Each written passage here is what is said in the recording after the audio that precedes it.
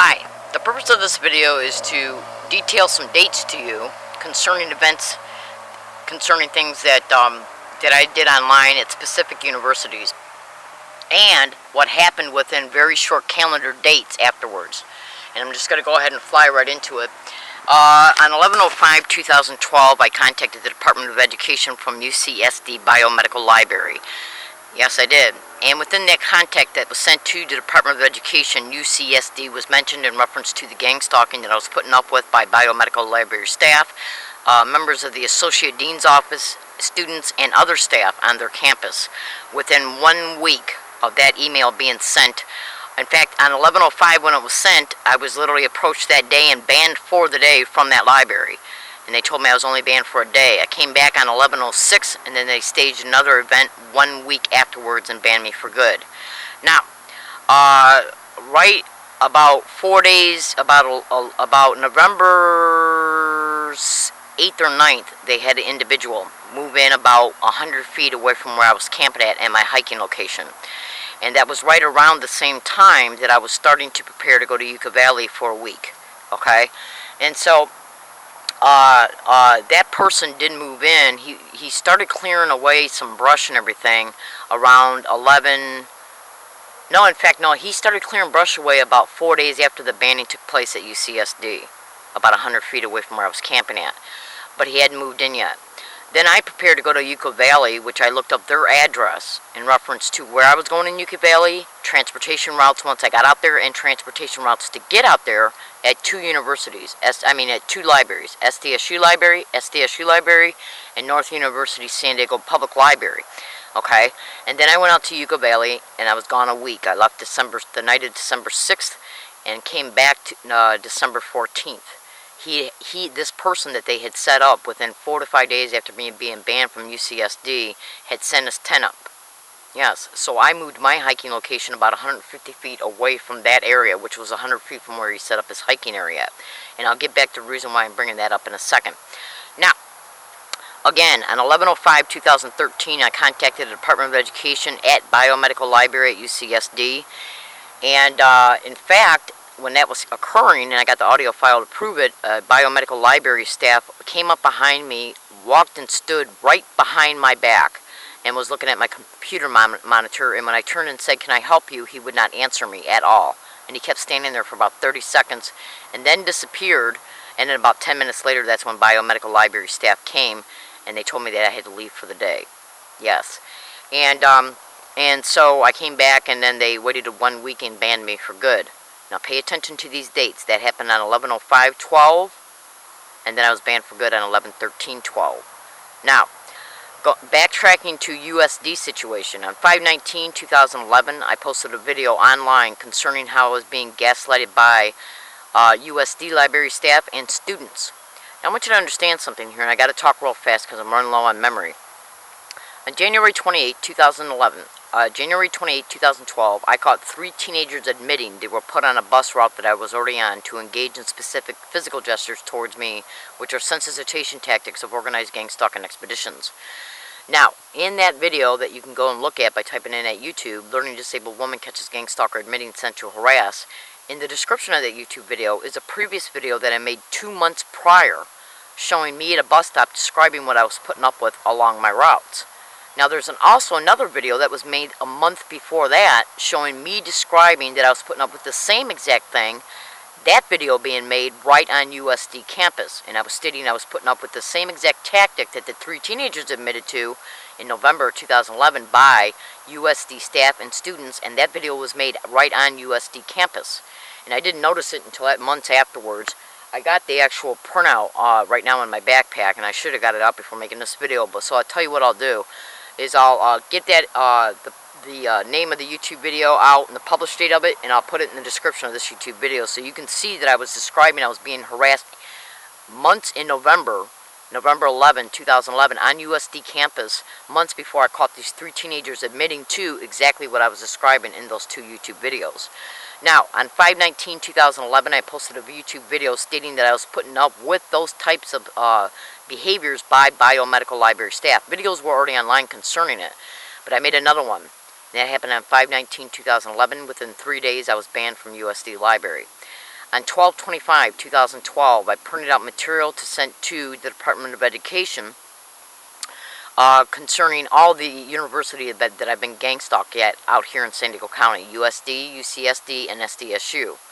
And what I was doing was gathering and compiling information online in their Love Library and at the North University San Diego Public Library concerning what I was going to send to the Department of Education exposing these three universities. And then I kept compiling the information, and then periodically when I was going there between 12/25/12 and 1/17/13, on 1/17/13 I made a video inside of this SDSU Love Library showing me compiling lawyers' addresses and then compiling those addresses into my email account and then sending the email to me, and then making a video picture of me opening up that email file showing that I was compiling lawyers' addresses in my Gmail account, and then I turned the video camera around and showed the inside of the Love Library. I then took the video card out of the camera and published it to YouTube. And then I titled it. And the last word on that YouTube video is titled Retaliation. And the reason why I wrote that is because I knew I was going to be retaliated against by SDSU for because I had already printed out material to send to the Department of Education, and that same material was also going to be compiled to be sent to lawyers because of the gang stalking. Now understand this and be clear. SDSU and USD and UCSD was already all over the internet in reference to the gang stalking of me on their campuses. And when they see me compile information concerning how I was printing out this information I even titled the information that I compiled together to send to the Department of Education. I saved it into my Gmail accounts and titled the emails material to send to Department of Education. SDSU was clearly mentioned in it. Is cyber surveillance a method of gang stalking? Yes, it is, and you can Google it to find out. So on 1/17/2013, I made that video concerning compiling lawyers' addresses. Then on 1/30/2013, for the first time in my entire life, and the only time in my entire life, I went to California State San Marcos University to compile some additional work, okay? And when I was there, I'm going to put it this way. I noticed in one of my Gmail accounts that a person had contacted Senator Feinstein concerning me being brutally assaulted on an MTS bus, concerning me hiking next door to the FBI for 6 months, and concerning some other pertinent information. And in this contact information, okay, I was directed to a video. And this video showed the whole entire information that was put in the contact box that was concerning the information that was sent to Feinstein. Okay? And this notification to her was noticed in my Gmail account that was sent to her on 1/30/2013, stated in the contact information, will this woman, my name was not mentioned, will this, I don't think it was, will this woman be banned from any San Diego Public Library or university as a result of contacting you? This was noticed by me at the San Diego, California State San Marcos University on 1/30/2013.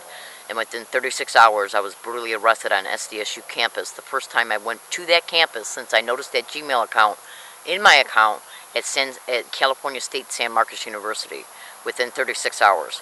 So look at all these close time periods that I have been banned from universities and arrested at one based on a total 100% fabricated lie as a result of things that I was doing online concerning the very universities I was being gang stalked at. And cyber surveillance is a method of gang stalking.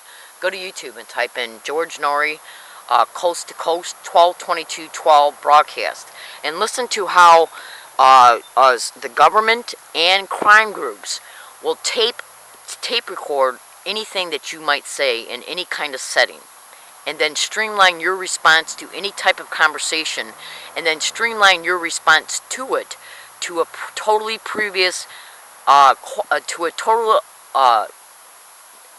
incident that or conversation that you might have at a later date, in order to try and prove that your response to a question they'll tailor to make it look like the response from a previous question or a previous event is actually a response to a question.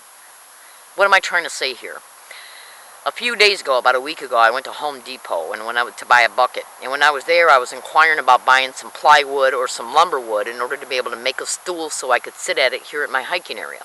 3 days ago, when I woke up, it was 2 days ago, I woke up, and somebody had set in one of those pallets that you stack groceries or anything that you want. You know, those pallets that high-lows drive.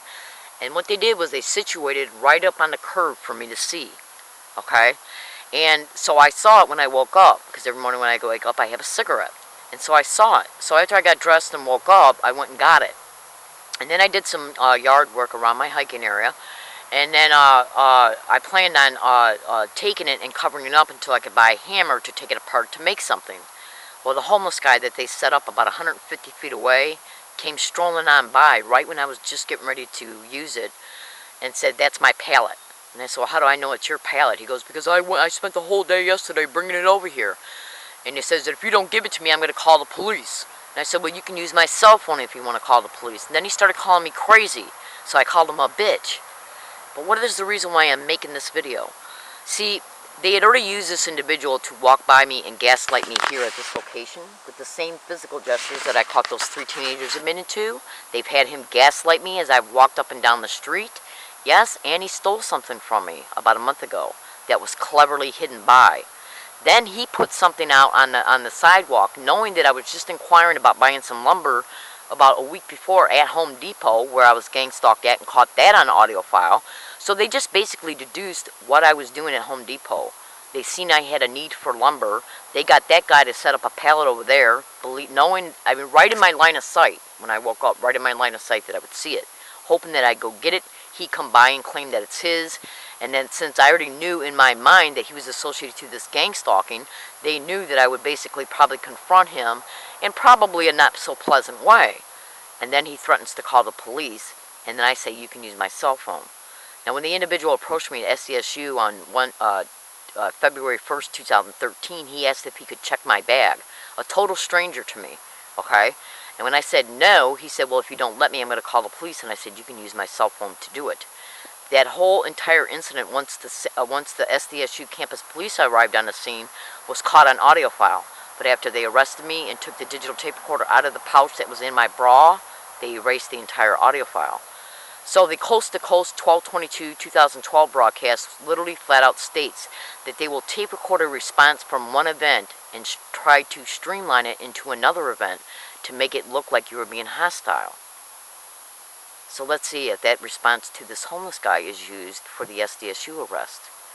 I have to literally make these kind of statements because I've literally even read Target's blogs about them being tape recorded by the perpetrators, and then the recording is used in another event to try to make it appear that the target was provoked and possibly violent, so they can take legal custody of them or put them in jail. These are the depths and measures of these organized gang stalking schemes that they will produce. Okay? So all you gotta do is think about it this way. I've already proved that the individual that approached me at SDSU was an employee. I caught him in the act lying, okay? And because what they didn't know was because after the guy left my presence and went and got the SDSU police, I started a new audio file, which was the one they erased. But I got enough information on the one that was running before, when he was actually harassing me. I still got that one, okay? And what I got on that one has caught him in a lie because of what was videotaped during the interactions between me and the SDSU police. So they know they've been caught in a lie. So I think what they're trying to do now is they're stonewalling when they're going to forward this case before a judge. Why? Because they want to stage more events towards me along my route, try to provoke me to act out, have me arrested or institutionalized so they can bring that documentation before the same judge. Or so a court record, or so a police record will now appear on my record to bring that before the judge. It's all about protecting their ass concerning what they have done to me, what I've seen there, and what I know that they're going to eventually use the students for in reference to how they use them to harass me. Yes, you would not believe the schemes that these freaks will go through in order to protect their criminal involvement in what they do by trying to set me up to make it appear that I'm violent or that I'm a threat to myself or others, or that I'm delusional or crazy. And this is how they operate. Again, go to YouTube and type in 12/22/2012 George Norrie Coast to Coast and listen to that entire broadcast. You'll flat out hear him say that the government will streamline any response you have to one event and streamline it to another one to make it appear your response to the previous one is how you're reacting to questions they might be asking you, or possibly the arrest at SDSU. SDSU's got to have a legitimate appearance reason for arresting me, and they don't have one as of yet. Thank you.